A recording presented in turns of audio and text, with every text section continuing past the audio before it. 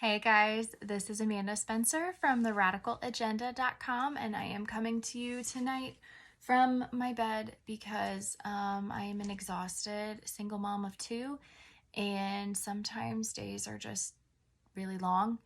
And I wanted to get this video out, but I'm exhausted, so setting up the full thing, even though it's not that professional yet anyway, it just sounded like a lot and I didn't want to do it, but I wanted to get this video out because I've been thinking about it all day.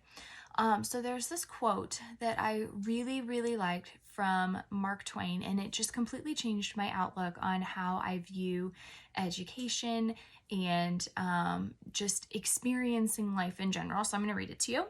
It says, "Travel is fatal to prejudice, bigotry, and narrow-mindedness, and many of our people need it sorely on these accounts. Broad, wholesome, charitable views of men and things cannot be acquired by vegetating in one little corner of the earth all one's lifetime." I love that quote. I think it's so important that he's just encouraging us to get out of our own bubble, right? And he's saying that how staying where you're comfortable and staying within your own ideas of experiences are basically vegetating your life away, and you're wasting it. You're not having these broad empathetic experiences. And really, I think that's super important when it comes to educating about racial topics. I know that there is a certain political side that happens to think that we live in a post-racial world. We had a black president, and so therefore everything should be fine and race doesn't exist. And like people who notice the differences and aren't colorblind are the real racists, and it's a mess. So I really started a couple of years ago reading a lot of different books from different authors, recognizing, especially after I read this quote by Mark Twain, recognizing that I can't interpret the experience of Black people based on my own understanding of it. So I wanted to specifically learn from people whose experiences were not like my own and who knew a lot more about this topic than perhaps some other white pundits who wrote books on the topic about how it's not an issue. So I wanted to just kind of share a couple of those. Like if you're looking where to get started on this whole self-educating journey, it's going to be a journey. We're not just going to read one book and be done and know all the things. It's a constant process. You're always learning new things. And my favorite part is just being able to sit back, really hear what they're saying, and see what kind of things it's making me feel.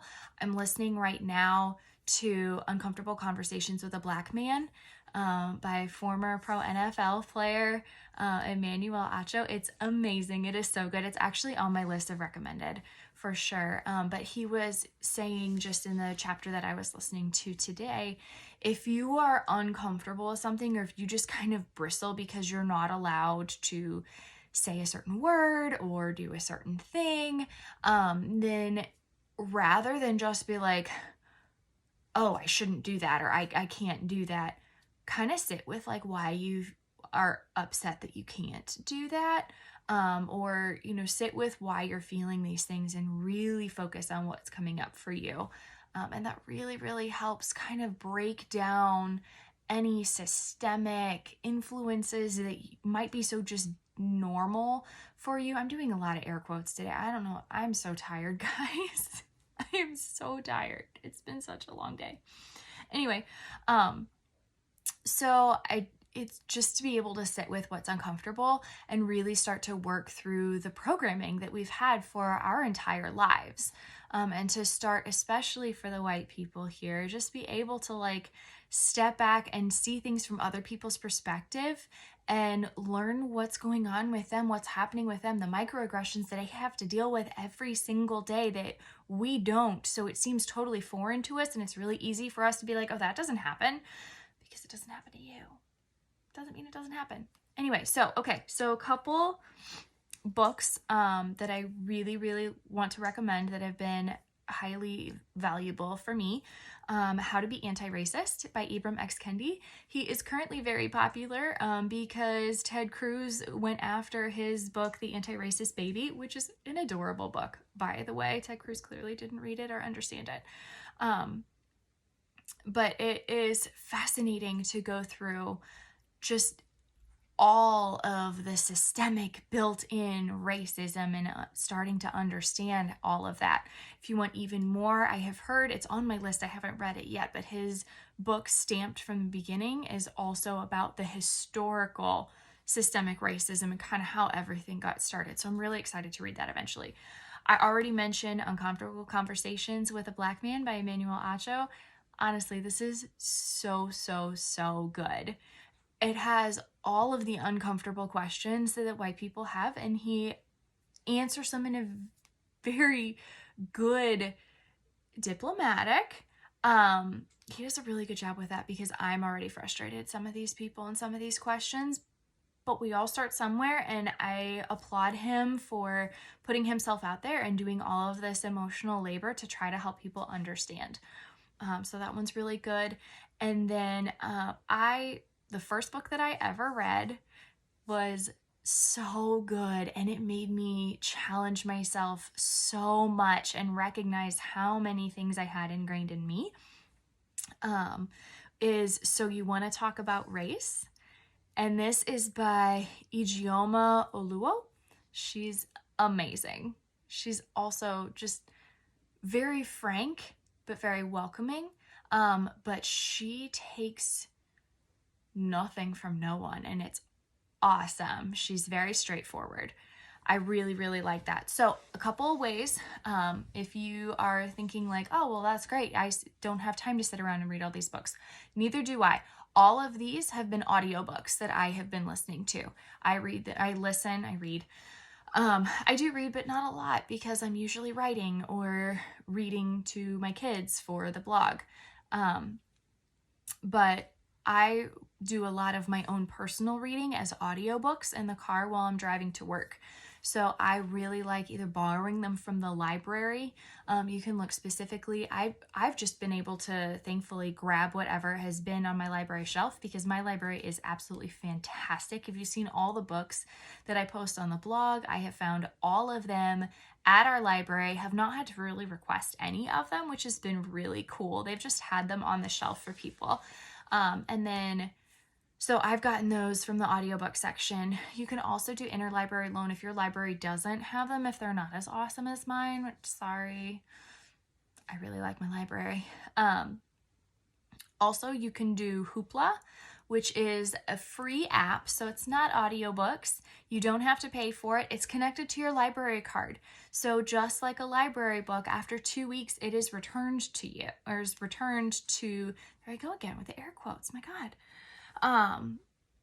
It is returned to the library, but then if you haven't finished it yet, you can recheck it out and it'll pick up right where you left off. So that's really helpful. And like I said, it's free, it's connected to your library, and you just put it on your phone and plug it in and go. Also, I first started listening to audiobooks on YouTube, actually. I found Jen Sincero's How to Be a Badass, and that was the very first audiobook that I ever read.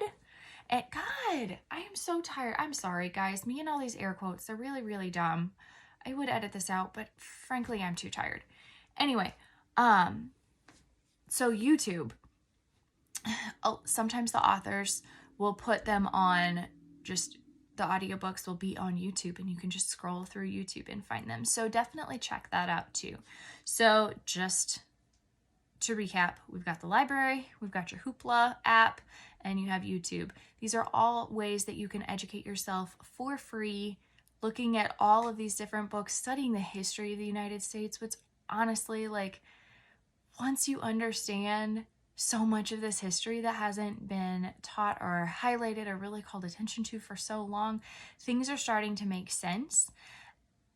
And it's a good thing. It's a good thing for us to be uncomfortable and to sit with it and to start working through these issues so that we can truly come to a place where we're not being racist idiots with people and making horrible comments and attacking an incredibly qualified judge and making racist and sexist comments and asking if they can identify as an Asian woman when they are in fact not a woman and not Asian.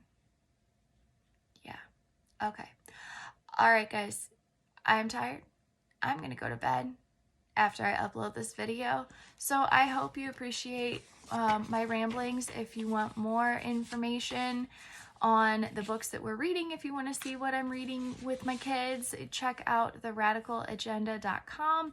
Sign up for the free newsletter. I'm going to be putting out more stuff that's not necessarily a particular biography of an American on website, on YouTube. I've got an email list that you'll want to sign up for. Make sure you can stay updated with all the things, including extra resources that I find. And I will see you next time. Good night.